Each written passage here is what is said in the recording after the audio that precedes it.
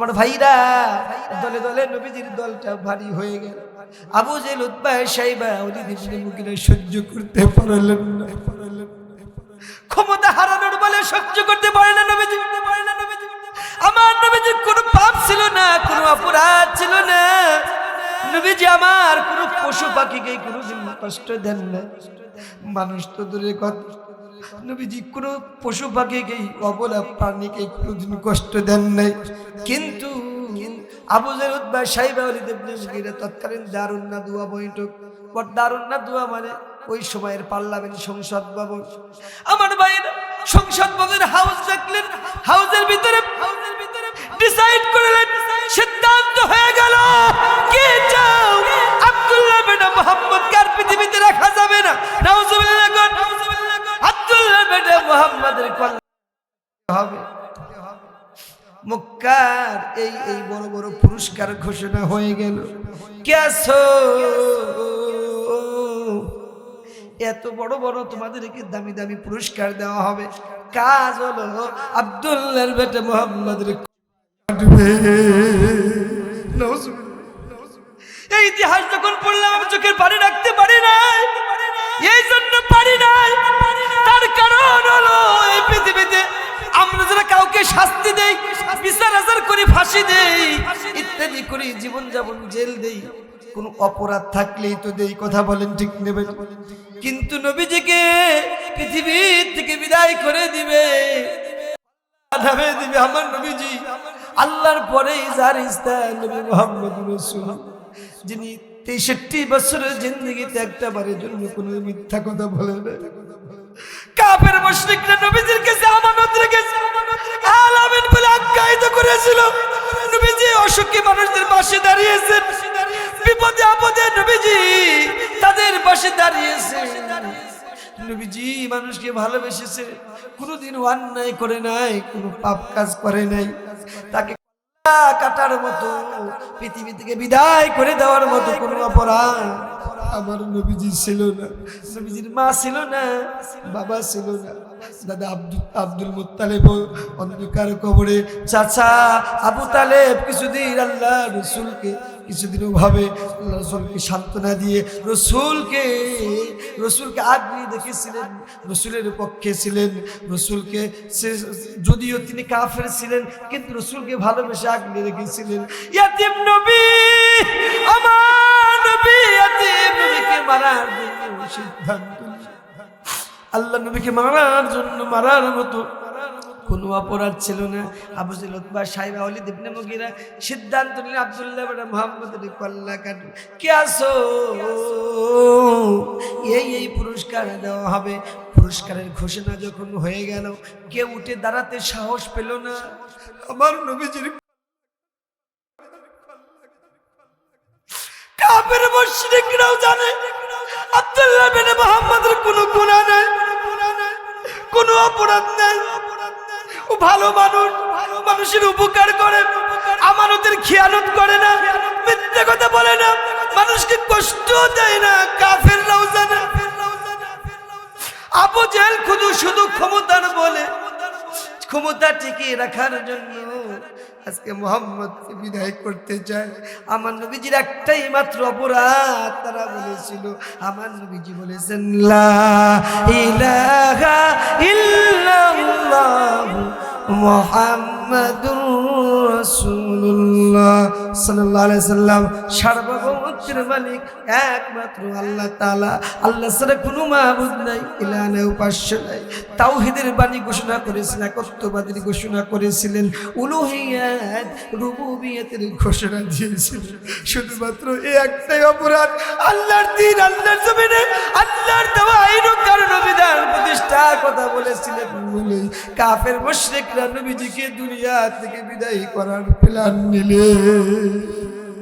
চ্যানেলটি সাবস্ক্রাইব করে আমাদের সঙ্গেই থাকুন। মনে মনে চিন্তা করে কি ব্যাপার, আমি তো শুধু মনে মনে বলেছি নিশ্চয়ই মুহাম্মদ কবি হয়ে গেছে। কবি যদি না হতেন মুহাম্মদ নতুন নতুন আরবি বাক্যগুলো কেমনে বলে। মুহাম্মদ তো কোনো মাদ্রাসাও পড়ে নাই, মুহাম্মাদের কোনো ওস্তাদ নাই, স্কুল কলেজে কিছুই পড়ে নাই, কিন্তু মুহাম্মদ নতুন নতুন আরবি বাক্যগুলো নামাজের মাধ্যমে নামাজের মধ্যে, তার মানে মুহাম্মদ কবি হয়ে গেছে। কবি যদি না হতেন এ কথা বলতে পারতো না।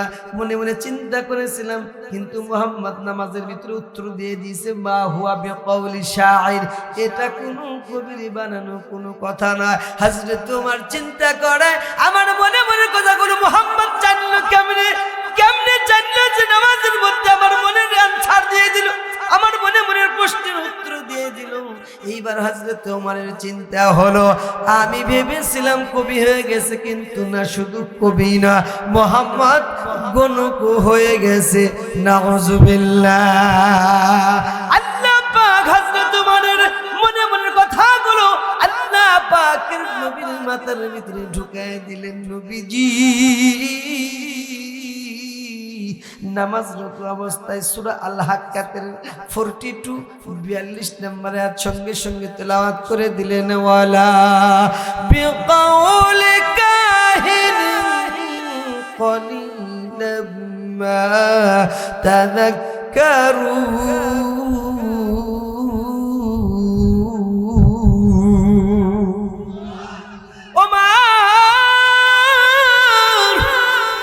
তুমি মনে মনে চিন্তা করেছ এটা যদি কবির বানানোর কথা না হয়, তুমি আমাকে সরাসরি গণক বলে আখ্যায়িত করেছে, এটা কোন গণকের কথা না। না না, ওমর লা বিকাউলি কাহিনিন, এটা কোন গণকের কোন কথা নয়। আল্লাহু আকবার। হযরত ওমর কি কর্তব্যে বিমূঢ়। কি ব্যাপার? মনে মনে যেটাই চিন্তা করি মুহাম্মদ সেটারই উত্তর দিয়ে দেয়। হযরত ওমর আরো আশ্চর্য হয়ে গেলেন, যেটাই মনে মনে ভাবি মুহাম্মদ সেটাই উত্তর দিয়েছে। এইবার হযরত ওমরের চিন্তা এসে গেছে দুইটা। জোরে বলেন কয়টা? এক নম্বর চিন্তা হলো, মুহাম্মদ আমার মনের কথাগুলো জানে কেমনে? জানাই কে? আল্লাহু আকবার বলবেন না? হযরত ওমরের এক নম্বর চিন্তা, আমার মনের কথাগুলো মুহাম্মদ জানে কেমনে? দুই নম্বর চিন্তা হলো, মুহাম্মদ একবার জবাব দিয়েছে মা হুয়া বিকাউলি শাইর, এটা কোনো কবির বানানো কোনো কথা নয়। মুহাম্মদ দ্বিতীয়বার উত্তর দিয়েছে ওয়ালা বিকাউলি কাহিনিন, এটা কোনো গণকের কোনো কথা নয়। হযরত ওমরের দুই নম্বর চিন্তা, এটা যদি গণকের কথাও না হয়, এটা যদি কবির ভাষাও যদি না হয়, মুহাম্মদ যে নামাজের মধ্যে নতুন নতুন আরবি বাক্য তেলাওয়াত করে, হযরত ওমরের দুই নাম্বার চিন্তা হলো এই আরবি বাক্যগুলো মুহাম্মদ পাইল কোন জায়গায়? আল্লাহু আকবার। হযরত ওমরের চিন্তা এবার দুইটা, আমার মনে কথাগুলো জানে কেমনে? দুই নাম্বার হলো এই নতুন নতুন আরবি বাক্যগুলো মুহাম্মদ পাইল কোথায়? কবির ভাষাও না, গণকের ভাষাও না, কিন্তু পেল কোথায়? আল্লাহ পাক হযরতের মনে মনে চিন্তাগুলো নবীজির মাথার ভিতরে ঢুকে দিন। আমার নবীজি আর দেরি করলেন না, সঙ্গে সঙ্গে নামাজের ভিতরে হযরত ওমরের তৃতীয় নাম্বার প্রশ্নের জবাব দিয়ে দিলেন। সূরা আল হাক্কাতের 43 নম্বর আয়াত, তানজিলুম মির রাব্বিল আলামিন।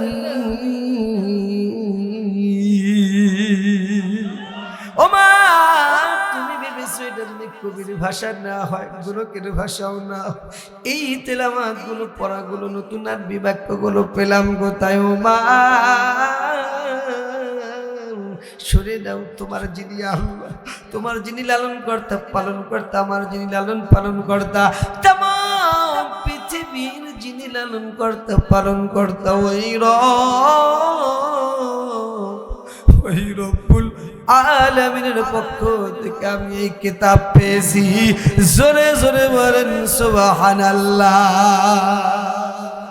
এবার পুরুষের মতো আওয়াজ দিয়ে বলুন, এই ঘটনার থেকে যতটুকু আমরা বুঝতে পারলাম, আল্লাহর কোরআন পৃথিবীর কোনো মানুষের বানানো কোনো কথা নয়। এই কোরআন কার কথা?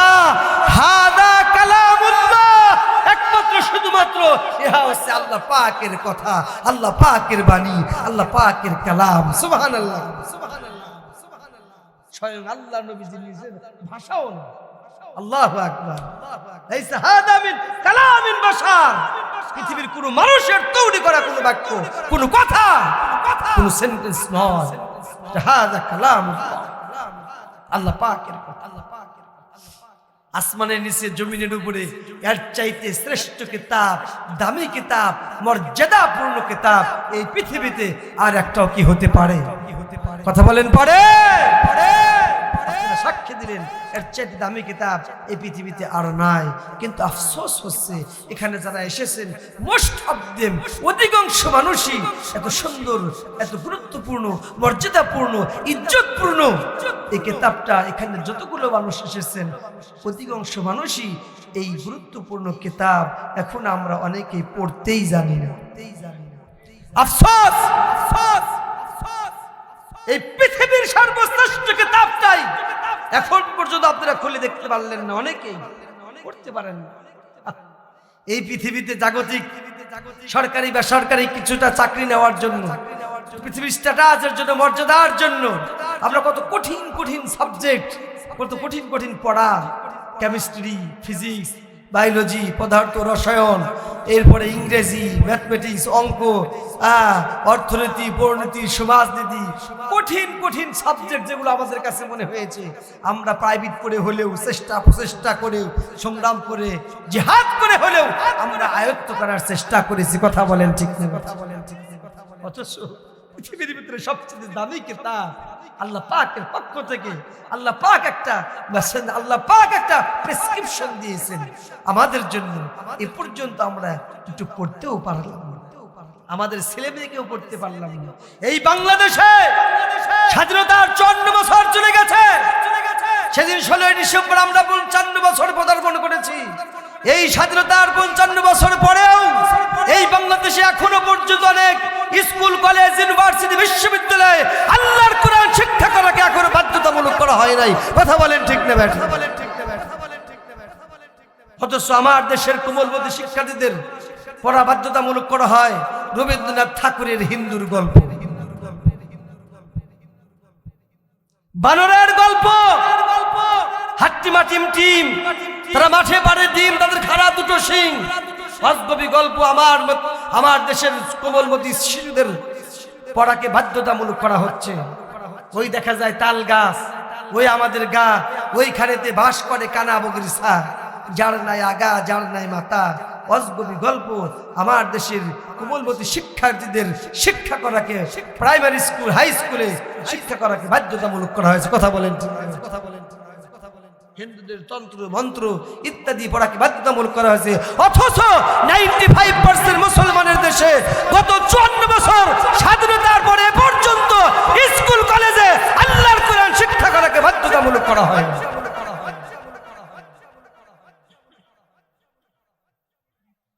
কেমনে শিক্ষা করাকে বাধ্যতামূলক করা হবে? আল্লাহর কোরআন যারা শিক্ষা দেয়, হুজুর, মাওলানা, হুজুরদের দেখলেই চুলকানি শুরু হয়ে যায়। গত 16টা বছর এরকম স্লোগান শুনেছি, সকাল বিকাল হুজুর দর, হুজুরদের নাস্তা কর। নাস্তা করার জিনিস আমরা নাস্তা করি পরোটা দিয়া, রুটি খাই, এই তাওটা, আর স্লোগান হচ্ছে সকাল বিকাল হুজুর দর, হুজুরদের নাস্তা কর। আছে নাকি? ভয় হচ্ছে? ভয়ের দিন শেষ। এটা 2024 সালে 5 আগস্টের পরে বাংলাদেশ। কথা বলেন ঠিক না বেটি? আগামীর বাংলাদেশ ইসলামের বাংলাদেশ, আগামীর বাংলাদেশ কোরআনের বাংলাদেশ, আগামীর বাংলাদেশ ইসলাম প্রিয় মানুষের বাংলাদেশ, আগামীর বাংলাদেশ নবী প্রেমিকদের বাংলাদেশ, আগামীর বাংলাদেশ খালেদ বিন ওয়ালিদের উত্তরসূরিদের বাংলাদেশ। অতএব কোনো হামলা মামলার ভয় পাই না। প্রয়োজন হলে ইসলামের জন্য, কোরআনের জন্য জীবন দিব। তবে বাতিল চক্রকে চক্রাঙ্গনে আমরা ভয় পাবো না। কথা বলেন ঠিক না বেটি? কারা কারা যে আছেন দুই হাত তুলে দেখা।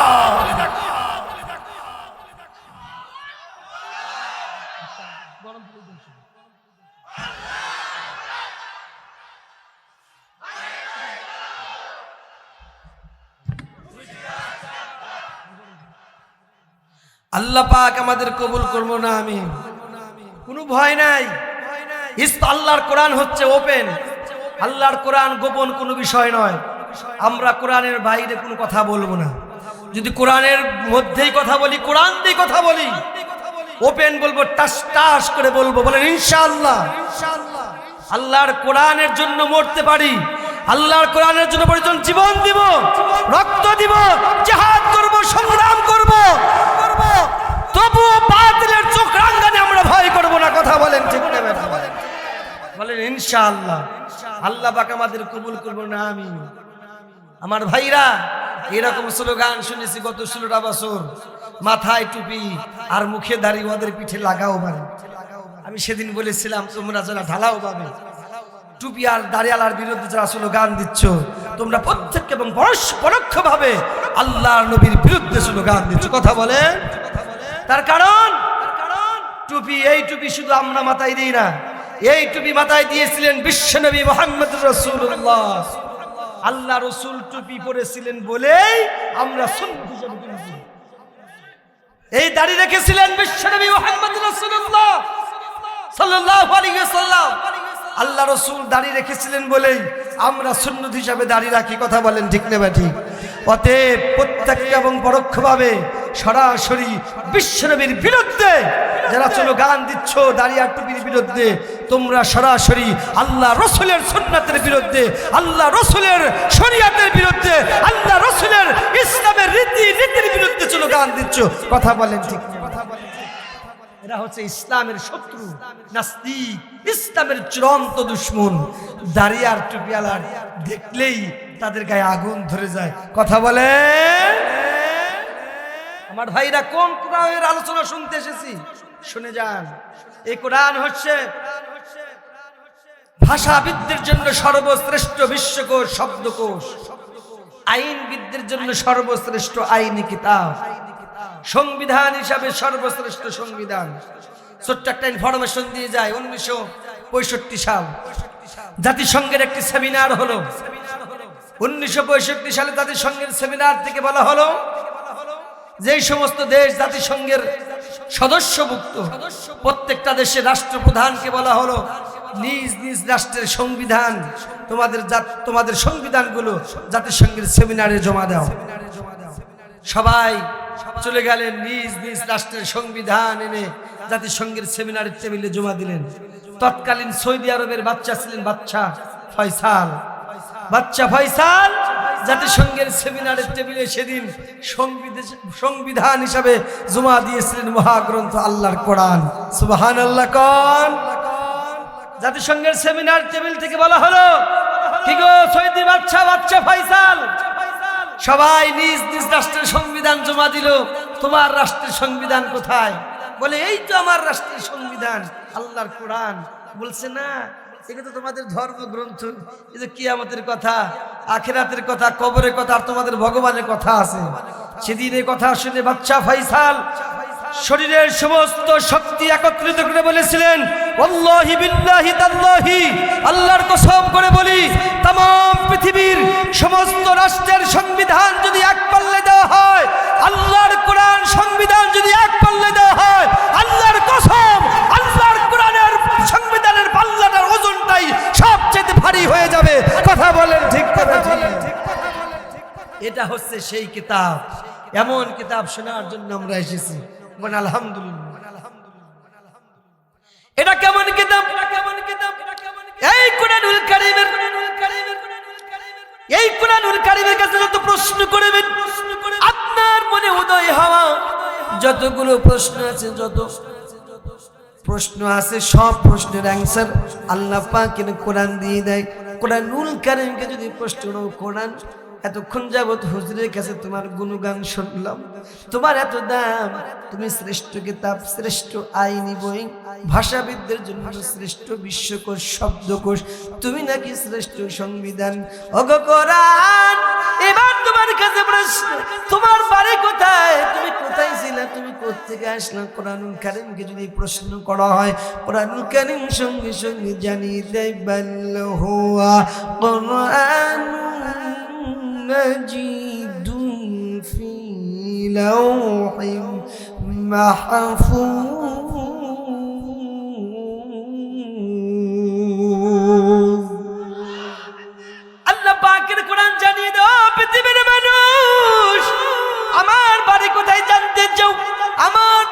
আছে লাউহে মাহফুজ সংরক্ষিত একটা ফলক, সেই ফলক সংরক্ষিত একটা ফলকে আমার বাড়ি লাউহে মাহফুজ। সেখান থেকে আমি কোরআন পৃথিবীর একেবারে নিকটতম স্থান বাইতুল ইজ্জত নামক স্থান, আমি কোরআন লাউহে মাহফুজ থেকে পৃথিবীর একেবারে নিকটতম স্থান বাইতুল ইজ্জত নামক স্থানে আমি নাজিল হয়েছি। জোরে জোরে বলেন সুবহানাল্লাহ। পৃথিবীর মানুষ যদি প্রশ্ন কোরআন তুমি বাইতুল ইজ্জতে পৃথিবীর একেবারে নিকটতম স্থান কেন নাজিল হলা, কিসের জন্য নাজিল হলা, কখন তুমি নাজিল হস, কোন সময় নাজিল হলা, একেবারে কয়েকটি প্রশ্ন একসঙ্গে যদি আপনি ছুড়ে দেন আল্লাহ পাকের কোরআনের কাছে, আল্লাহ পাকের কোরআন সঙ্গে সঙ্গে জবাব দিয়ে দেয় শাহরু রমাদান আল্লাযী উনজিলা ফীহিল কুরআন হুদান লিন-নাসি ওয়া বায়িনাতিন মিনাল হুদা ওয়াল ফুরকান। আল্লাহ পাকের কোরআন জানিয়ে দাও পৃথিবীর মানুষ, তোমরা যারা কোনটা হক, মনোযোগ দেন, কোরআন বলে কোনটা হক আর কোনটা বাতিল, কোনটা সত্য আর কোনটা অসত্য, কোনটা আল্লাহর রাস্তা আর কোনটা শয়তানের রাস্তা, কোনটা আল্লাহর দল কোনটা শয়তানের দল, কোন পথে চললে মুক্তি, কোন পথে চললে অশান্তি। ও পৃথিবীর মানুষ, তোমরা যারা হক বলে বাতিলের পিছে ঘোরো, তোমরা যারা বাতিল বলে হকের পিছনে ঘোরো, তোমরা যারা শয়তানের রাস্তা কোনটা এটা আইডেন্টিফাই করতে পারো না, আল্লাহর রাস্তা আল্লাহর দল কোনটা আইডেন্টিফাই করতে পারো না, কোন পথে চললে শান্তি আর কোন পথে চললে মুক্তি, তোমরা যেটা আইডেন্টিফাই এটা পরিচয় করতে পারো না, পার্থক্য করতে পারো না, ডিভাইডেড করতে পারো না।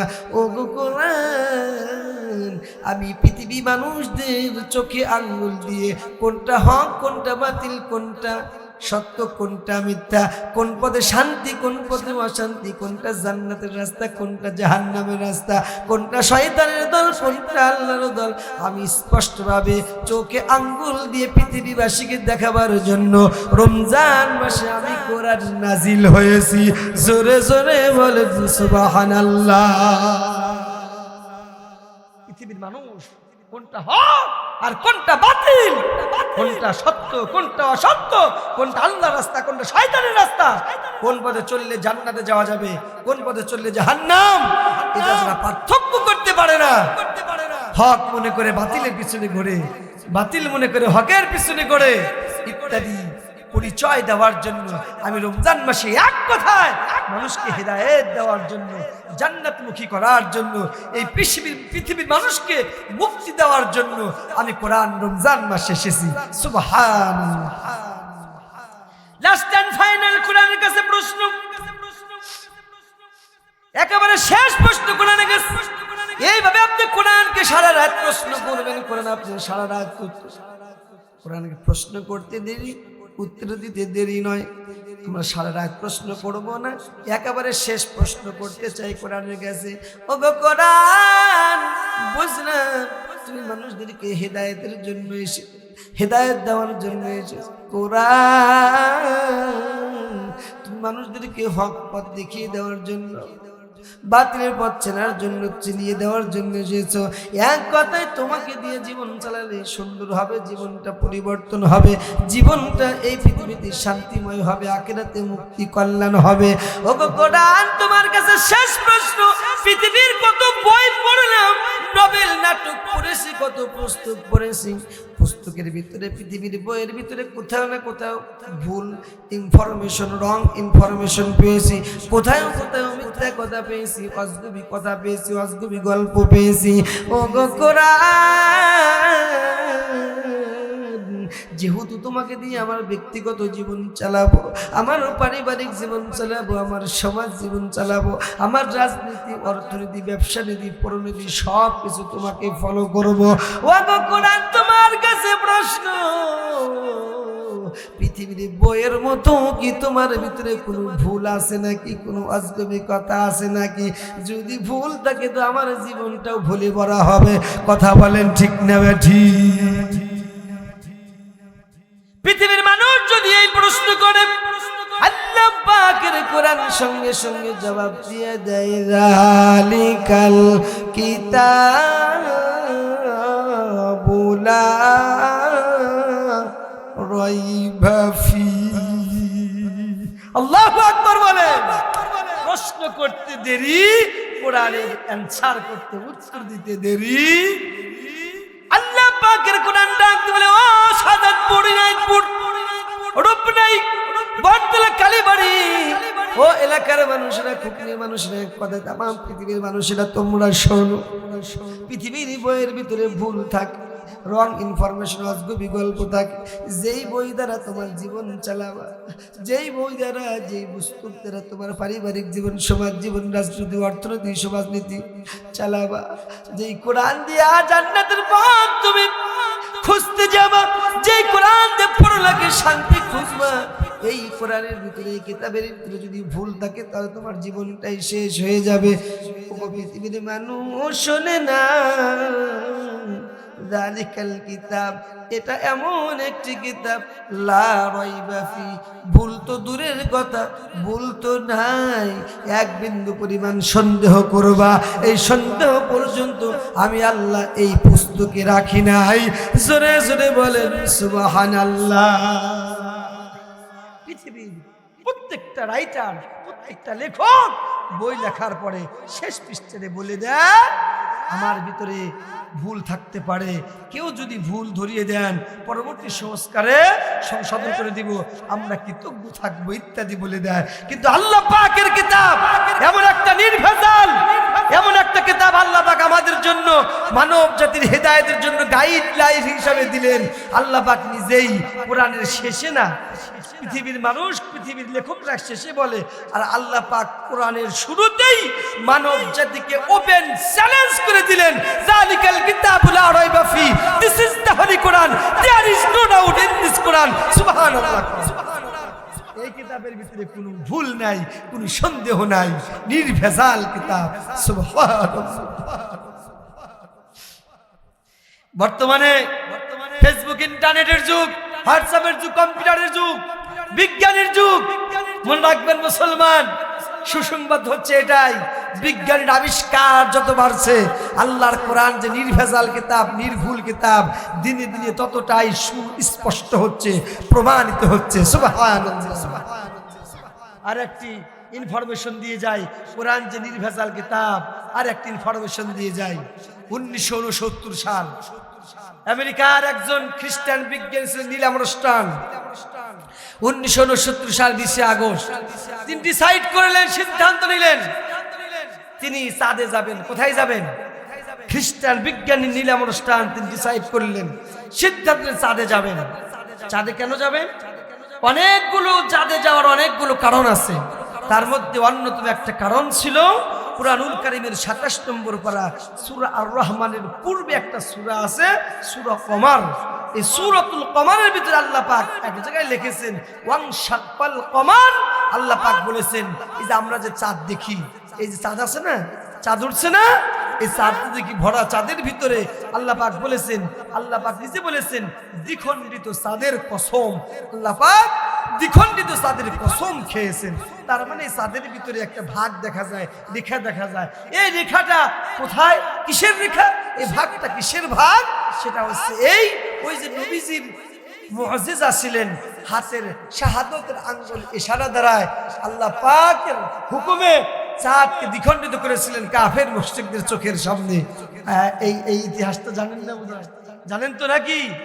এই ইতিহাস, এই দৃশ্য, এই যে ইতিহাসটা আল্লাহ পাক কিয়ামত পর্যন্ত রাখবেন বলেই এই চাঁদটাকে এখনো মনে হয় যেন দুই ভাগ এরকম। আমরা যদিও অনেক দূর থেকে দেখতে পাই না, কিন্তু চাঁদ আল্লাহ পাক নিজে কোরআন বলেছে ওয়াং শাক্কাল কামার, দ্বিখণ্ডিত চাঁদের কসম খেয়েছে আল্লাহ পাক। চাঁদের একটা ভাগ দেখা যায়, একটা রেখা দেখা যায়, এই রেখাটা আল্লাহ এখনো পর্যন্ত রেখেছেন। সুবহানাল্লাহ। আমেরিকার খ্রিস্টান বিজ্ঞানীরা অনুষ্ঠান যখন এই আয়াতের টুকরা পড়লেন, তার কাছে এটা অসত্য মনে হলো, নাউজুবিল্লাহ। তিনি মনে করলেন কোরআন পাকে ভুল আছে, তার কারণ তিনি এটা বিশ্বাস করতে পারলেন না তাদের ভিতরে কি রেখা আছে, ভাগ আছে, ডিভাইডেডের মতো দাগ দেখা যায়, এটা কোনোভাবেই সম্ভব না। তিনি কোরআনুল কারীমকে ভুল প্রমাণ করার জন্য, কোরআনুল কারীমের ভুল ধরার জন্য তিনি সিদ্ধান্ত নিলেন চাঁদে যাবেন। 1969 সাল 20 আগস্ট চাঁদে গেলেন। মজার বিষয় হলো চাঁদকে প্রদক্ষিণ করার পরে যখন পৃথিবীতে আসলেন, মজার বিষয় হচ্ছে পৃথিবীতে আসার পরে আমেরিকার খ্রিস্টান বিজ্ঞানী নীল আমনস্টাইন মুসলমানদের কালেমা পড়ে মুসলমান হয়ে গেল। সুবহানাল্লাহ।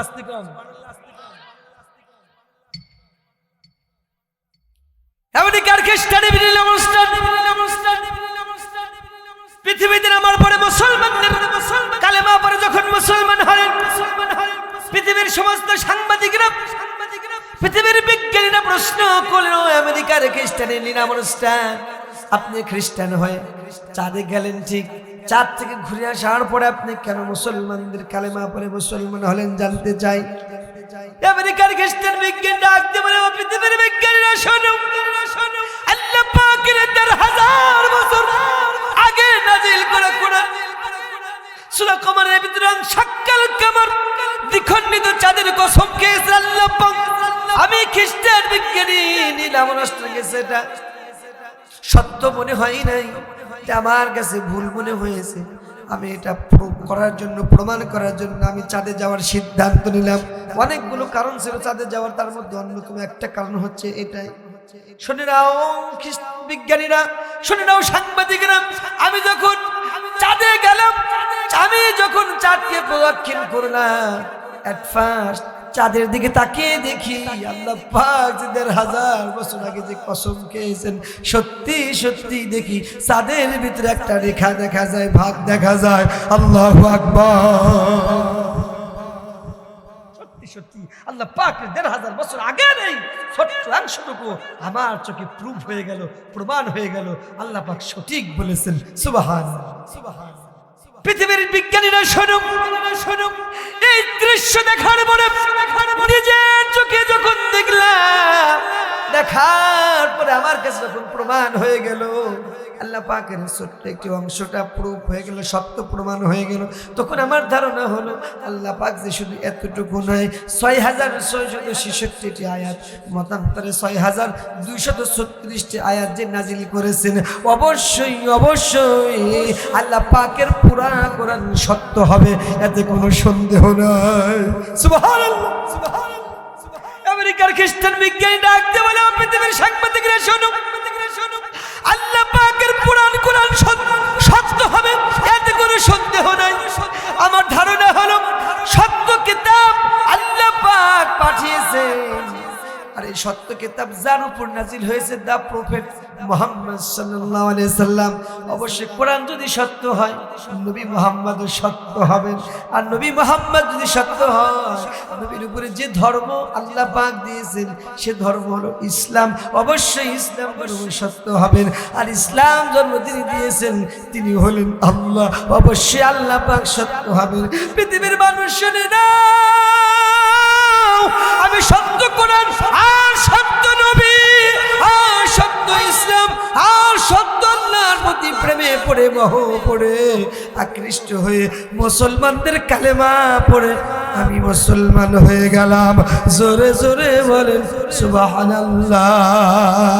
আল কোরআনের পথ সেই পথই আসল পথ, বলেন আল হাদিসের পথ সেই পথই আসল পথ, অন্য পথে অন্য মতে নেই যে রহমত, অন্য পথে অন্য মতে নেই যে রহমত, আল কোরআনের পথ সেই পথই আসল পথ। সুবহানাল্লাহ বলবেন না? আমেরিকার খ্রিস্টান বিজ্ঞানী সত্য কোরআন, সত্য নবী, সত্য ইসলাম এর দিশা পেয়ে, সন্ধান পেয়ে সঙ্গে সঙ্গে পৃথিবীতে এসেই কালেমা পড়ে মুসলমান হয়ে গেলেন। এটা খুশির বিষয় না? কিন্তু আফসোস হচ্ছে এটাই, আমি মাঝে মাঝেই বলি, মুসলমানদের কোরআন পড়ে আজ পার্শ্ববর্তী হিন্দুরা মুসলমান হয়, মুসলমানদের কিতাব পড়ে বৌদ্ধ মুসলমান হয়, মুসলমানদের কিতাব পড়ে ইহুদি মুসলমান হয়, মুসলমানদের কিতাব পড়ে খ্রিস্টান মুসলমান হয়। অথচ দুর্ভাগা আজ মুসলমানেরাই কোরআন না পড়ে না বুঝে আল্লাহর কোরআনের গায়ে আগুন দেয়। কথা বলেন ঠিক না ঠিক? আল্লাহর কোরআনের বিরোধিতা করে। আমার দেশে মুসলমানদের আমাদের ধর্মগ্রন্থ পড়ে হিন্দুরা মুসলমান হয়, বৌদ্ধ মুসলমান হয়, খ্রিস্টান মুসলমান হয়। অথচ আমার দেশের সন্তানেরা আল্লাহর কোরআনের কাছেও আসতে চায় না। কোরআনের অক্ষর কেমন দেখা যায় এটা বলতে পারবে না।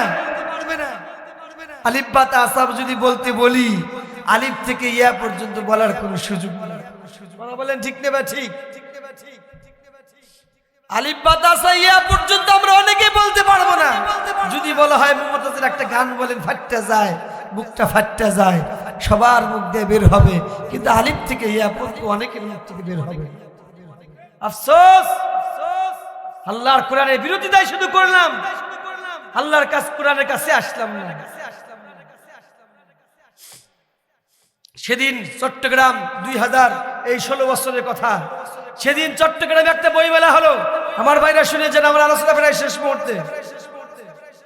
চট্টগ্রামে সেদিন বইমেলা হলো। সেই বইমেলায় নোটিশ করা হলো কি জানেন? সেই বইমেলায় নোটিশ করা হলো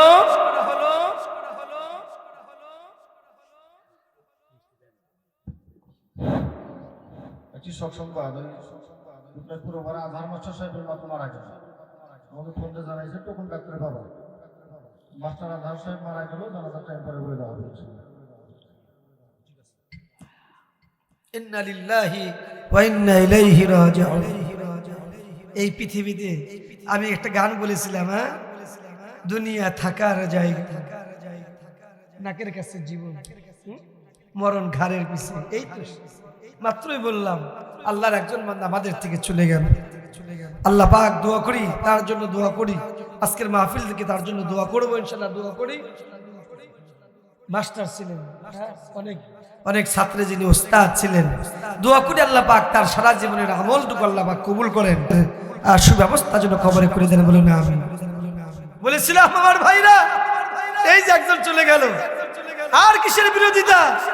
ইসলামের কেন বিরোধিতা করবেন? কোরআনে কেন বিরোধিতা করবেন? আজরাইল আমাদের পিছনে পিছনে আছে, কোন দিন যেন আমাদের রূহ টান দিয়ে বের করে নিয়ে যাবে, আমরা টের পাবো। সেই সময়টা যেন এমন হয় আল্লাহর কোরআনের পক্ষে থাকি, ইসলামের পক্ষে থাকি, এরকম যেন সময় হয়। আমাদের জানটা যখন নিয়ে যাবে তখন যেন আমরা আল্লাহর কোরআনের জন্য, আমরা যেন কোরআনের জন্য কোরআনের পক্ষে থাকি। আল্লাহর এই এমন অবস্থা যদি জানটা নিয়ে যায়, এর চাইতে ভালো মরণ আর কি হতে পারে? কথা বলেন ঠিক না? আর যদি বেঈমান হয়ে মারা যায়, কোরআনের বিরোধিতা করে করে যদি মারা যায়, এর চাইতে কপাল পোড়া আর কিছু হতে পারে? বলতেছিলাম সেদিন চট্টগ্রামে বইমেলা হলো, বইমেলায় নোটিশ করা হলো ইসলামী কোনো বই বিক্রি করা যাবে না। নাউজুবিল্লাহ। 95% মুসলমানের দেশে নোটিশ করা হলো হিন্দুর রবীন্দ্রনাথ ঠাকুরের গল্পের বই বিক্রি করা যাবে। নোটিশ করা হলো তসলিমা নাসরিন বেশ্যা বেহায়া পচা নিকৃষ্ট পতিতা, সেই তসলিমা নাসরিনের লেখা বই বিক্রি করা যাবে এই বই মেলায়। যেই তসলিমা নাসরিন বলেছিল পুরুষরা দাঁড়িয়ে থেকে পেশাব করতে পারলে আমরা কেন পারবো না? নাউজুবিল্লাহ কর ইত্যাদি আরো নিকৃষ্ট নিকৃষ্ট কথা বলেছিল তসলিমা নাসরিন নাসি, তার বই বিক্রি করা যাবে। নোটিশ করা হলো কবি শামসুর রহমান, যেই কবি শামসুর রহমান বলেছিল মুয়াজ্জিন যখন ফজরের নামাজের আজান দেয়, কবির কাছে মনে হয় বেশ্যা তার খরিদ্দার ডাকতেছে। নাউজুবিল্লাহ কর। ও কাম শামসুর রহমান, ও সে শামসুর শয়তান, তার বই বিক্রি করা যাবে এই বই মেলায়। নোটিশ করা হলো কবি জাফর ইকবাল, যে কবি জাফর ইকবাল হযরত সুলাইমান আলাইহিস সালামকে ভূতের বাচ্চা বলে আখ্যায়িত করেছিলেন। নাউজুবিল্লাহ কর। সেই কবি জাফর ইকবালের বই বিক্রি করা যাবে, লেখার বই বিক্রি করা যাবে, অথচ 95% মুসলমানের দেশে ইসলামী সাহিত্য, ইসলামী কোনো বই বিক্রি করা যাবে না, এই নোটিশ করা হলো। আমি সেদিন বলেছিলাম, ও বাংলাদেশের দামাল ছেলেরা, সোনার ছেলেরা, তোমরা যারা বাংলাদেশি হয়ে, তোমরা যারা 95% মুসলমানের দেশে ইসলামী বই বিক্রি করা নিষিদ্ধ করলা, বাংলাদেশের আদম শুমারিতে তোমাদের নাম মুসলমান থাকতে পারে, কিন্তু আল্লাহি বিল্লাহি তাল্লাহি, আল্লাহর কসম করে বলি, আল্লাহর দৃষ্টিতে তোমাদের নাম মুসলমান থাকতে পারে না, পারে না, পারে না।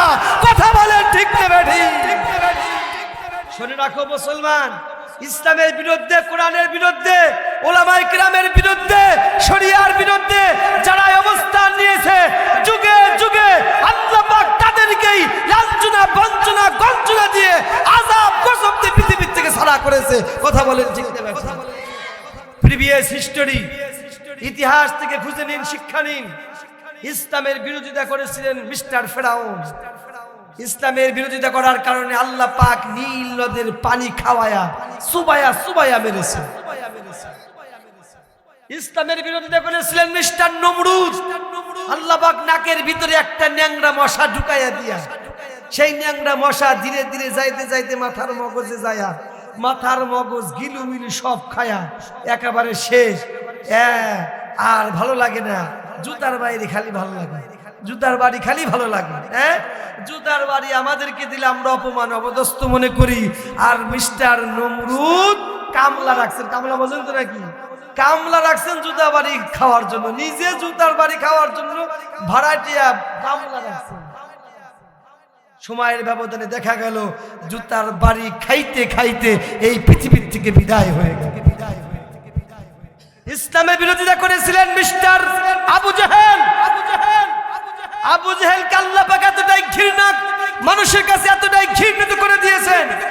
১,৫০০ বছরের ভিতরে আমি মোটামুটি একটা গবেষণা করেছি, আল্লাহ পাক আবু জেহেলকে এতটাই নিকৃষ্ট বানিয়ে দিয়েছে মানুষের অন্তরের ভিতরে। আমি দেখেছি মুসলমানের যখন কোনো সন্তান হয়, নবজাতক সন্তান, আব্দুর রহমান, আব্দুল করিম, ওমর, ওসমান, আলী ইত্যাদি আমরা নতুন নামে নাম রাখি। কথা বলেন ঠিক না বেঠিক? আমি ইতিহাসগুলো যতটুকু আমি গবেষণা করলাম, আমি এ পর্যন্ত পাই না, এ পর্যন্ত মুসলমান তো দূরের কথা, কোন হিন্দু, বৌদ্ধ, খ্রিস্টান, ইহুদির, নাসারার যদি সন্তান হয়, তাদের সন্তানের নাম আবু জেহেল, উতবা, সাইবা, ওলীদ ইবনে মুগীরা, তাদের নামে নাম রাখবে। এ পর্যন্ত পাই না। পাইছে? এ পর্যন্ত পাই নাই। কোন হিন্দুর পোলার নাম আবু জেহেল রাখে না, রাখে না। মুসলমান তো বাদই দিলাম।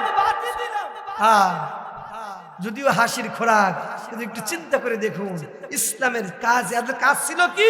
ইসলামের বিরুদ্ধে দাঁড়িয়ে অবস্থান করেছিলেন, শরীয়তের বিরুদ্ধে অবস্থান করেছিলেন, কোরআনের বিরুদ্ধে অবস্থান করেছিলেন, নবী মুহাম্মদ রাসূলুল্লাহ সাল্লাল্লাহু আলাইহি ওয়াসাল্লামের বিরুদ্ধে অবস্থান করেছিলেন।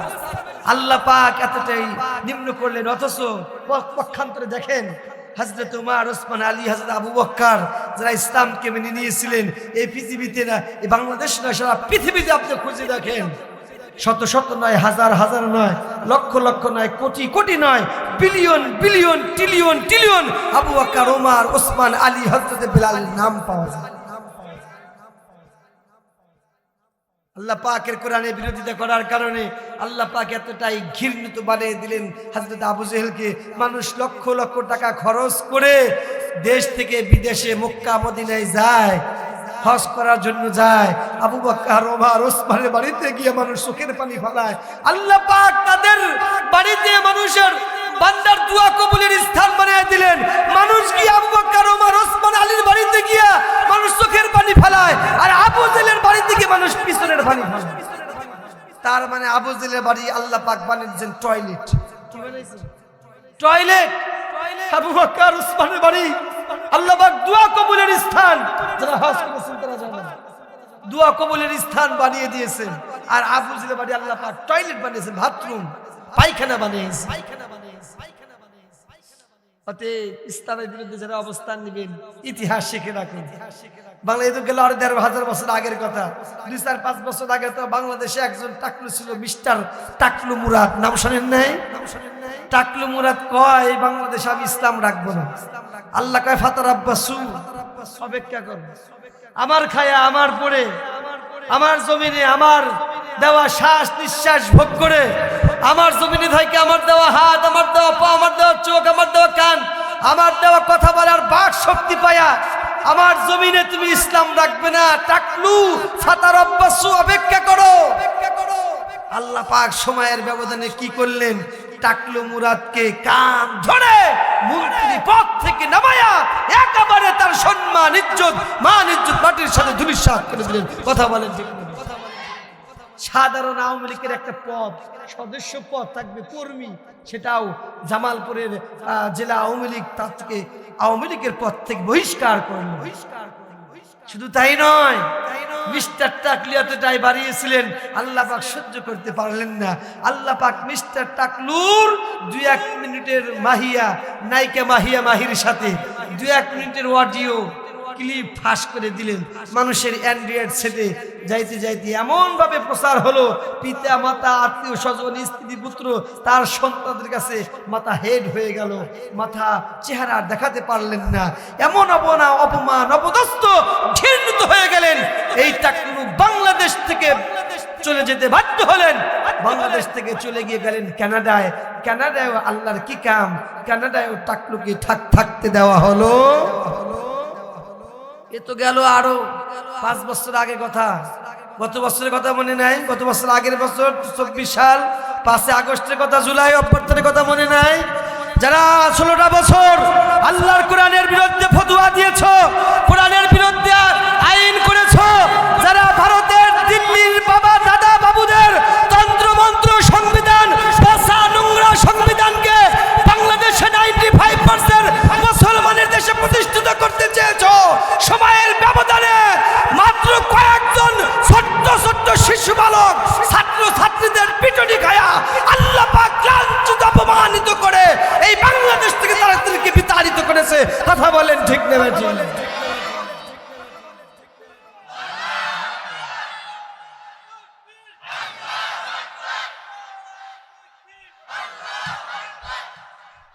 আমার ভাইরা, আমি কোন দলের পক্ষে এবং বিপক্ষে বলতে আসি নাই, আমি শুধু একটু ইতিহাস স্মরণ করে দিতে চাই। যুগে যুগে যারা আল্লাহর কোরআনের বিরোধিতা করেছে, ইসলামের বিরোধিতা করেছে, উলামায়ে কিরামের বিরুদ্ধে অবস্থান নিয়েছে, আল্লাহ পাক তাদেরকেও লাঞ্ছনা বঞ্চনা গঞ্চনা দিয়েছেন। এটা একটু স্মরণ করিয়ে দিলাম। ভবিষ্যতে এই চিন্তা ভাবনা যারা করবেন, সে আল্লাহ এখনো আছে না নাই? জোরে বলে এখনো আছে না নাই? অতএব অনেকে আমরা বলতে শুনেছি আমরা শরীয়ত আইন বিশ্বাস করি না, আছে না এরকম? আপনারা শরীয়ত আইন মানেন না, এটা আমাদের ব্যর্থতা। শরীয়ত আইন মানেন না, এটা ব্যর্থতা। আপনি পাপ করেছেন, মানেন নাই, শাস্তি পাবেন, কিন্তু শরীয়ত আইন বিশ্বাস করেন না, এটা তো আপনি বলতে পারেন না।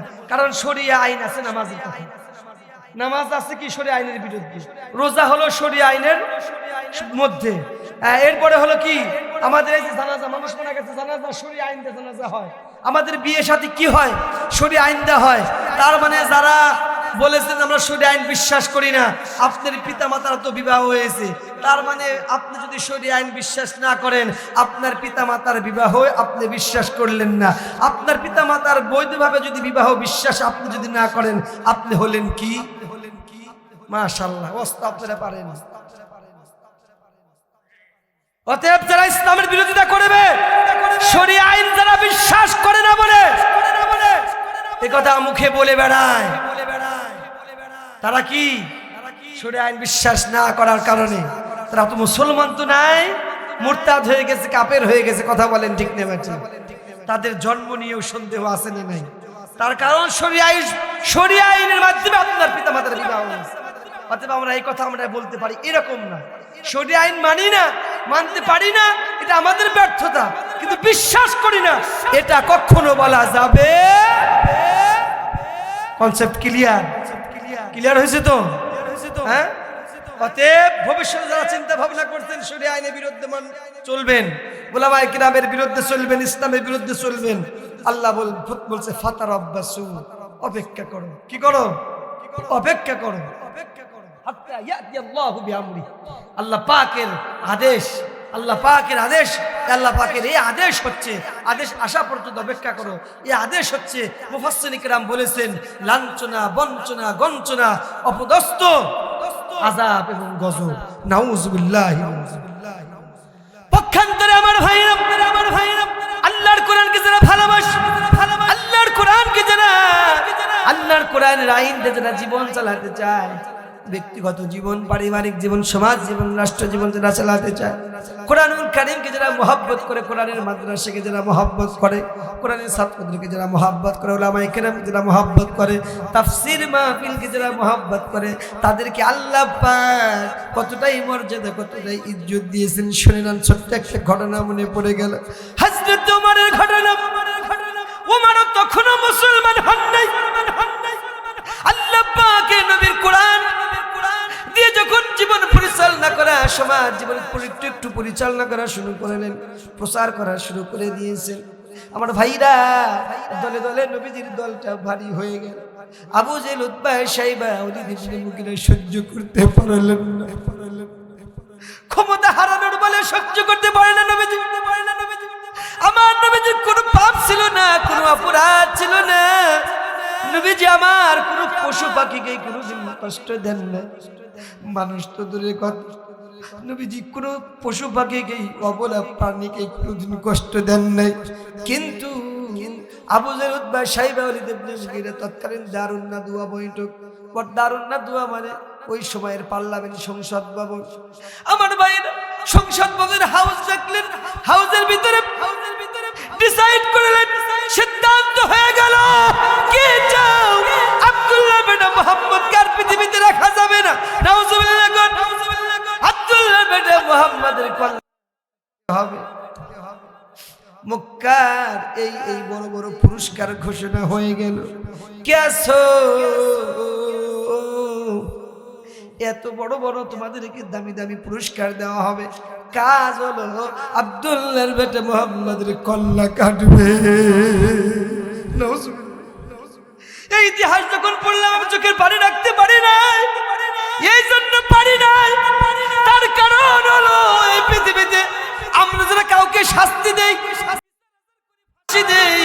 ইত্যাদি করি, জীবন যাপন, জেল দেই, কোন অপরাধ থাকলেই তো দেই। কথা বলেন ঠিক নেবেন? কিন্তু নবীজিকে পৃথিবীর থেকে বিদায় করে দিবে, আমার নবীজি আল্লাহর পরেই যার স্থান, নবী মুহাম্মদ রাসূল, যিনি 63 বছরের জিন্দেগিতে একটা বারের জন্য কোনো মিথ্যা কথা বলে না। কাফের মুশরিকরা নবীজির কাছে আমানত রেখেছে, আলামিন বলে আখ্যায়িত করেছিল।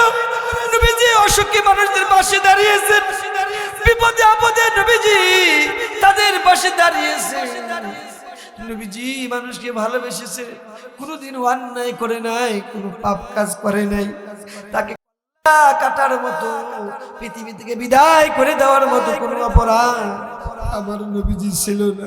নবীজির মা ছিল না, বাবা ছিল না, দাদা আব্দুল মুত্তালিব অন্ধকার কবরে, চাচা আবু তালেব কিছুদিন আল্লাহ রসুলকে, কিছুদিন ভাবে আল্লাহ রসুলকে সান্ত্বনা দিয়ে রসুলকে আগলি দেখেছিলেন, রসুলের পক্ষে ছিলেন।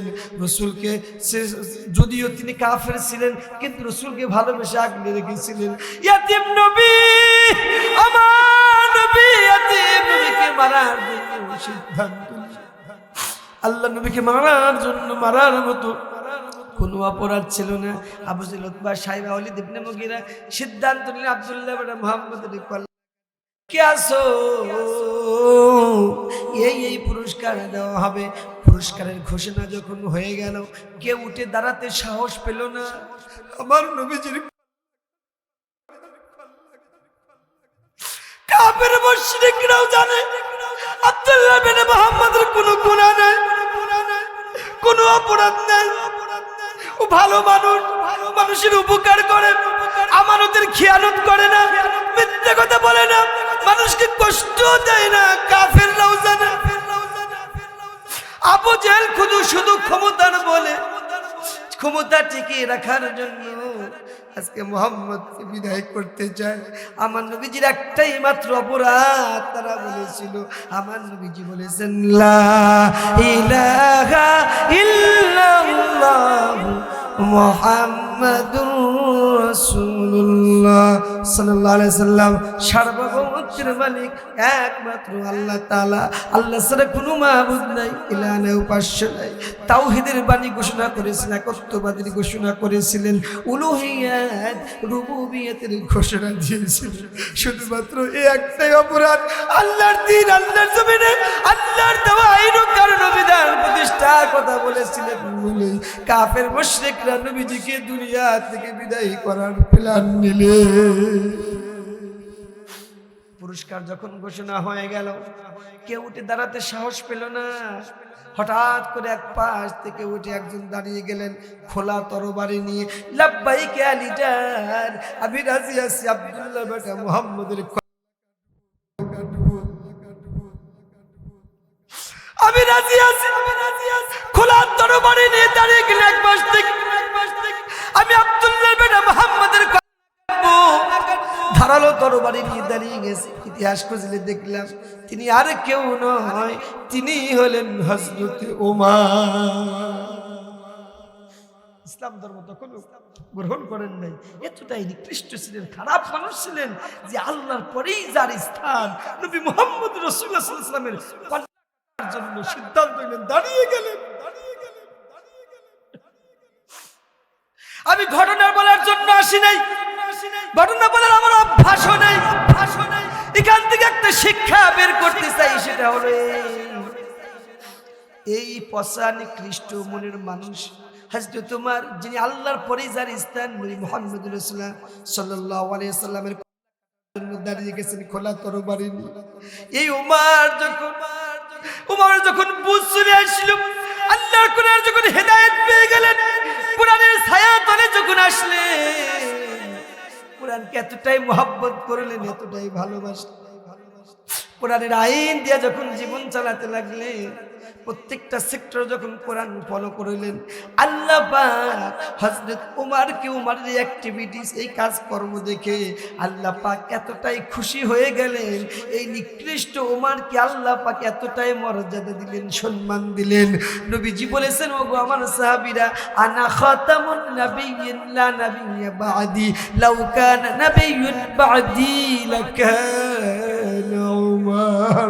আমার নবীজি বলে, আমার সাহাবীরা, আল্লাহ পাকের কোরআন মানার কারণে, ইসলাম মানার কারণে, শরীয়ত মানার কারণে, কোরআনকে ভালোবাসার কারণে, কোরআন দিয়ে আইন, কোরআনের আইন দিয়ে জীবন পরিচালনা করার কারণে হযরত ওমরকে আল্লাহ পাক এতটাই মর্যাদা, এতটাই আল্লাহ পাক ওমরের প্রতি খুশি হয়ে এতটাই সম্মান দিলেন। শুনে নাও, আমি শেষ নবী, আমার পরে আর কোন নবী আসবে না। আমার পরে যদি আল্লাহ পাক কাউকে নবী বানাতেন, হযরত ওমরকে এই পৃথিবীর মানুষের জন্য আল্লাহ পাক নবী বানাতেন। সুবহানাল্লাহ। কি মনে করছিলেন মিয়া? এখান থেকে একটা শিক্ষা নিন। নিকৃষ্ট ওমর যদি আল্লাহর কোরআনের কাছে এসে কোরআনের ভালোবেসে কোরআনের জীবন যাপন পরিচালনা করার কারণে আল্লাহ পাক যদি এতটাই মর্যাদা তাকে দিতে পারেন, নবী হওয়ার মতো যতগুলো যোগ্যতা লাগে আল্লাহ পাক হযরত ওমরকে সব যোগ্যতা দিয়েছিলেন। সুবহানাল্লাহ, সুবহানাল্লাহ। সে আল্লাহ এখন আছে না নাই? আমরা এখন এই মুহূর্তে যে অবস্থানে আছি, যদি কামব্যাক, যদি ফিরে আসতে পারি আল্লাহর কোরআনের ছায়া তলে, কোরআনের কাছে, ইসলামের আইনে, ইসলামী শরিয়ার পক্ষে, কোরআনের পক্ষে যদি আমরা স্লোগান দিতে পারি, যদি রায় দিতে পারি, সিল মারতে পারি, বলুন তো সে আল্লাহ পাক কি এখন আমাকে ওমরের মতো মর্যাদা দিতে পারে কি পারে না? হযরত ওমরকে এতটাই মর্যাদা দিয়েছিলেন, কুরআনুল কারীমের অসংখ্য আয়াত হযরত ওমরের নিজের চাওয়ায় আল্লাহ পাক নাজিল করেছেন। সুবহানাল্লাহ, সুবহানাল্লাহ। শুধু তাই নয়, আবু জেহেল ছিলেন তৎকালীন ওই শুধু মক্কার কি ছিলেন? রাষ্ট্রনায়ক, মক্কার প্রেসিডেন্ট ছিলেন। আর হযরত ওমরকে আল্লাহ পাক খুশি হয়া অর্ধ পৃথিবীর প্রেসিডেন্ট বানিয়ে দিলেন। সুবহানাল্লাহ। অতএব আমাদের কোরআনের পক্ষে থাকার দরকার আছে না নাই? ইসলামের পক্ষে থাকার দরকার আছে না নাই? উলামায়ে কিরামের সাথে থাকার দরকার আছে না নাই? কোরআনের সাথে এই জন্য থাকতে হবে, কোরআন তেলাওয়াত করতে হবে, কোরআন পড়তে হবে, কোরআনকে ভালোবাসতে হবে। তার কারণ এই যে একজন আজহার মাস্টার মারা গেছে, রাসূল বলেছেন আজহার মাস্টারের ব্যাপারে, অর্থাৎ আমরা যখন মারা যাব, মৃত্যু ব্যক্তির ব্যাপারে রাসূল সাল্লাল্লাহু আলাইহি ওয়াসাল্লাম একটা হাদিস আছে, ইদা বুদি আল মাইয়িতু ফিল কবরি জাআল কুরআন ইনদা সুবহানাল্লাহ কোন হাদিসের অর্থ শুনে আরেকবার জোরে সুবহানাল্লাহ কইবেন। দেখেন হাদিসের অর্থ আল্লাহ রাসূল বলছেন যখন মানুষ মৃত্যুবরণ করে, মানুষকে যখন কবরে রাখা হয়, ওই মৃত ব্যক্তির সাথে পিতা মাতা অনেকেই, ভাই ব্রাদার, আত্মীয় স্বজন, পাড়া প্রতিবেশী, বন্ধু অনেকেই গ্রামবাসীরা তাকে কবরে রাখার জন্য কবরস্থানে আসে। সবাই চলে আসেন, জানাজা হয়, দোয়া হয়, এরপরে মৃত ব্যক্তি কবরে রাখে। মাটি দিয়ে দিয়ে এক এক করে সবাই আস্তে আস্তে করে বিদায় নেয়। কথা বলেন ঠিক নেবে ঠিক? বিদায় নেওয়ার পরে সবাই যখন চলে যায়, মৃত ব্যক্তির কাছে কেউ থাকে না। আল্লাহ রাসূল সাল্লাল্লাহু আলাইহি ওয়াসাল্লাম বলছেন, যা আল কুরআন ইনদা রাসিহি, এই পৃথিবীতে যারা কোরআনকে ভালোবেসেছে, কোরআনের আইন মতো জীবন যাপন করেছে, কোরআন তেলাওয়াত করেছে, কোরআনকে মহব্বত করেছে, কোরআন অনুযায়ী জীবন যাপন করেছে, আল্লাহ রাসূল বলেছেন ওই সময় ওই মৃত ব্যক্তির অসহায় অবস্থায় কোরআন মানব রূপ আকৃতি ধারণ করে ওই বান্দার মাথার কাছে এসে বসে যায়।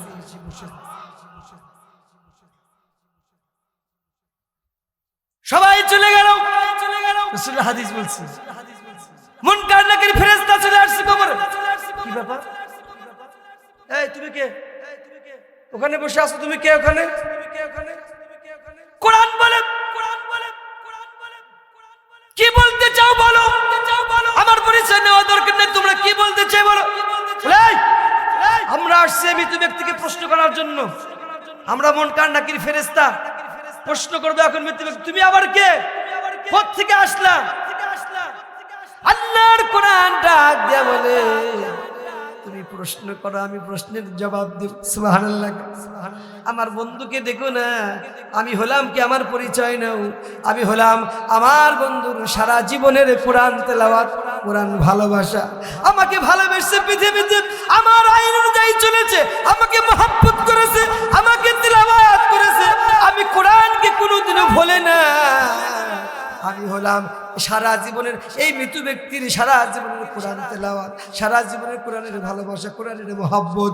আমি মানব রূপ আকৃতি ধারণ করে আমি আমার বন্ধুর কাছে এসেছি। আমার বন্ধু আজকে বিপদে পড়বে, দুনিয়াতে আমার বন্ধু যেরকম আমাকে ভুলে নাই, আমার বন্ধু আজকে কবরে এসে বিপদে পড়বে, আমি কি ভুলে যাব? না না না, আমি ভুলতে পারি নাই। এই জন্য আমি বন্ধুর বিপদে আমি কবরে চলে এসেছি। সুবহানাল্লাহ। তোমরা যত প্রশ্ন আছে প্রশ্ন করো, আমি আমার বন্ধুর হয়ে সব প্রশ্নের জবাব দিয়ে দিব। সুবহানাল্লাহ। শুধু তাই নয়, আমি কিয়ামত পর্যন্ত কবরস্থানে অবস্থান করব, আমার বন্ধুকে পাহারা দিব। আল্লাহু আকবার। কিয়ামত যখন শুরু হয়ে যাবে, হিসাব নিকাশ যখন শুরু হবে, মিজানের পাল্লার কাছে আমি থাকবো, হিসাব নিকাশের কাছে আমি থাকবো, পুলসিরাতের কাছে আমি থাকবো। আমার বন্ধুকে পুলসিরাতে যাওয়ার জন্য আমি সাহায্য করব। যখন শেষ হয়ে যাবে, আমার বন্ধুর হিসাব নিকাশ যখন শেষ হয়ে যাবে, আমি কোরআন জান্নাতের দরজার পাল্লাটা টান দিয়া খুইলা আমি আর বন্ধুকে জান্নাতের ভিতরে ঢুকাইয়া দিয়া আমি আমার বাড়িতে চলে যাব। ফিলাউহিন মাহফুজ। জোরে জোরে বলেন সুবহানাল্লাহ। আল্লাহর কোরআন আপনাকে শাফায়াত, রাসূল বলেছেন ইকরাউল কুরআন ফাইনাল কুরআনা ইয়াউমাল কিয়ামাতি শাফিআন লিআসহাবিহি। বেশি বেশি কোরআন তেলাওয়াত করো, ইকরাউল কুরআনা কাসীরা, বেশি বেশি কোরআন তেলাওয়াত করো। ফাইনাল কুরআন ইয়াতি ইয়াউমাল কিয়ামাতি শাফিআন লিআসহাবিহি। কিয়ামতের আখিরাতের ময়দানে এই কোরআন শাফায়াত করে তোমাকে জান্নাতে নিয়ে যাবে। সুবহানাল্লাহ। কোন কোরআনের কাছে আসলেই দামি বানিয়ে দেন কে? শুধু এই পৃথিবী না, পৃথিবীতেও দামি বানাবেন আল্লাহ, কবরেও দামি বানাবেন, আখিরাতেও দামি বানাবেন। আমি ইতিহাস করলে একটা জিনিস দেখছি, আর 2-1 মিনিট কষ্ট হবে, আর 2-1 মিনিট বলবো। এই পৃথিবীতে আল্লাহ পাক কোটি কোটি ফেরেশতা নাজিল করেছেন, সৃষ্টি করেছেন। পৃথিবীতে ফেরেশতা সৃষ্টি করেছেন, সবচাইতে শ্রেষ্ঠ ফেরেশতা, দামি ফেরেশতার নাম কি বলেন তো? দামি ফেরেশতার নাম কি বলেন? হ্যাঁ, জিবরাইল আলাইহিস সালাম। মাশাআল্লাহ। জিবরাইল আলাইহিস সালামের ফেরেশতার চাইতে শ্রেষ্ঠ ফেরেশতা আর নাই, যাকে আল্লাহ পাক রূহুল কুদ্দুস, রূহুল আমিন বলেছেন কোরআনে, হাদিসে অনেক জায়গায় পাওয়া যায়। জিবরাইল আলাইহিস সালামের দাম কেন এত বেশি হলো? কেন এত দামি হলো? আমি যতটুকু গবেষণা করে পেয়েছি, ইতিহাস খুঁজে পেয়েছি, সেটা হলো এই আল কুরআন হুয়া মুনাজ্জাল আলা রাসূলিল্লাহ সাল্লাল্লাহু আলাইহি ওয়াসাল্লাম বিওয়াসিতাতি জিবরাইল। আল্লাহু আকবার। আল্লাহ পাক কুরআনুল কারীম নাযিল করেছেন নবী মুহাম্মদুর রাসূলুল্লাহ সাল্লাল্লাহু আলাইহি ওয়াসাল্লামের উপরে। মাধ্যম ছিলেন হযরত জিবরাইল। জিবরাইল শুধু আনা নেওয়ার কারণে, মাধ্যম হওয়ার কারণে আল্লাহ পাক জিবরাইলকে সর্বশ্রেষ্ঠ ফেরেশতা হিসেবে ঘোষণা করেছেন। সুবহানাল্লাহ। এই যে আসতেছে কয়েকদিন পরে, 10 দিন পরে রমজান মাস, হ্যাঁ 10 দিন পরেই তো বোধহয় মেবি রমজান মাস আসতেছে। রমজান মাসের দাম কম না বেশি? হ্যাঁ, আরবি যতগুলো মাস আছে, মুহররম, সফর, রবিউল আউয়াল, রবিউল সানি, জুমাদুল আউয়াল, জুমাদুল সানি, রজব, শাবান, এরপরে হলো রমজান, এরপর শাওয়াল, জিলকদ, জিলহজ। আরবি 12টি মাসের ভিতরে সবচেয়ে দামি মাস হচ্ছে রমজান মাস। কেন এত দামি হলো? 1 টাকা দান করলে 70 টাকা দানের সওয়াব পাওয়া যায়। রমজান মাসে দোয়া কবুল হয়। রমজান মাসে কত মর্যাদা! জান্নাতের দরজাগুলো খুলে দেওয়া হয়, জাহান্নামের দরজাগুলো বন্ধ করে দেওয়া হয়, শয়তানকে জেলখানায় দেওয়া হয়। এত দামি মাস কেন হলো? তার কারণ একটা, আল্লাহ পাক বলেছেন শাহরু রমাদান আল্লাযী উনজিলা ফীহিল কুরআন।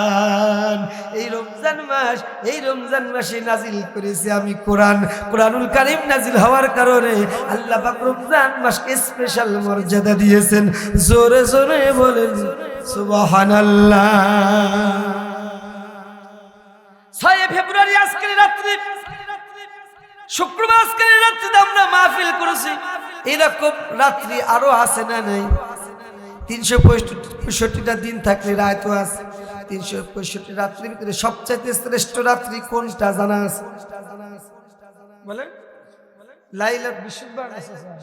লাইলাতুল কদরের রাত্রি, সবে কদর আমরা যাকে বলি। রমজান মাসের 21, 23, 25, 27, 29, এক কথায় বেজর রাত্রিকে লাইলাতুল কদর বলা হয়। আমরা মোস্ট অফ দ্য অধিকাংশই উলামায়ে কেরাম বলেছেন 27 রাত্রিতে কদরের রাত্রি।